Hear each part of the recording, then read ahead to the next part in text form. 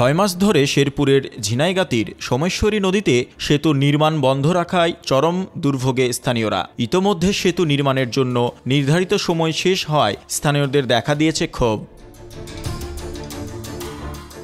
শেরপুর জেলার ঝিনাইগাতি উপজেলার ধানশাইল ইউনিয়ন থেকে শ্রীবরদী উপজেলার সঙ্গে সংযোগ সড়কে সোমেশ্বরী নদীর বাগেরভিটায় 20 মিটার সেতুর নির্মাণ কাজ হাতে নেয় স্থানীয় সরকার প্রকৌশলী অধিদপ্তর। 3 কোটি 9 লাখ টাকা ব্যয়ে আরসিসি সেতুটি নির্মাণের জন্য 22 সালে ঠিকাদারও নিয়োগ দেওয়া হয়, যেটি পায় শেরপুরের ধ্রুব ট্রেডার্স।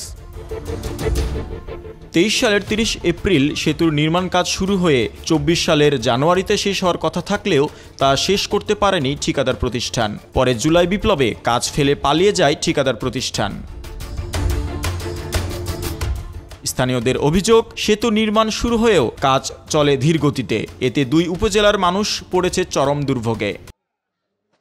5 তারিখের পর থেকে যে ঠিকাদারটা বৃষ্টি নিয়েছিল, ইনি তো পলাতক। ব্রিজ হইতেছে না, এই সমস্যা। আমরা তো অটো চালার পাইতাছি না, এক মুড়ার থানে এই জায়গা নাকে এই মুড়া যাওয়ার পাই না। ব্রিজটা তো হওয়ার দরকার, তো যাত্রী আসা যাওয়ার সমস্যা, রাস্তাঘাটে চলাচল সব দিক দিয়ে সমস্যা। বোঝেন না, গাড়ি ঘোড়া চলতে পারে না। এটা তো কোনো তাগিদ নিতেছে না কেউ।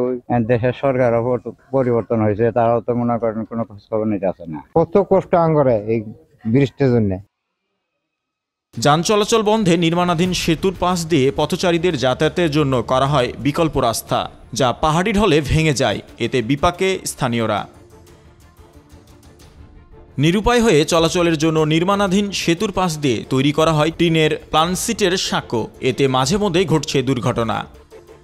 ছাত্র ছাত্রী নদীর এপার থেকে ওপারে স্কুল মাদ্রাসা মক্তবে যাওয়ার খুবই অসুবিধে আছে। আমরা কিছুদিন আগে বর্ষার সময়ে এখানে এক বাঁশের সাঁকো দিয়ে সাধারণ ছাত্রছাত্রীদেরকে পারাপারের ব্যবস্থা করে দিয়েছিলাম। এখানে একটা ডাইভারশন রুট ছিল, সেটা বিগত বন্যায় একবারে বিলীন করে দিয়ে গেছে। তাদের বলা কোয়াতে কোন রকম এই ডাইভারশন রুটটা একটা মোটরসাইকেল বাইসাইকেল যাওয়ার মতো উপযোগী করে দিয়েছে।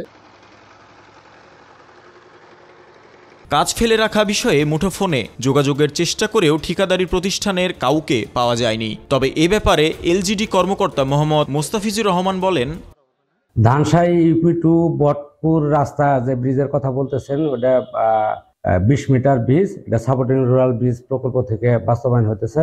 ঠিকাদার বেশ কিছুদিন কাজ করে না, তাকে তাগাদা দেওয়া হয়েছে। সর্বশেষ 28 দিনের নোটিশ দেওয়া হয়েছে। কাজটি যদি যথাসময়ে বাস্তবায়ন না করে, তাহলে আমরা এটা বাতিল করে রিমেনিং ওয়ার্কের টেন্ডার করব। আবার বর্ষা মৌসুম শুরুর আগেই সেতু নির্মাণ কাজ শেষ করার দাবি স্থানীয়দের।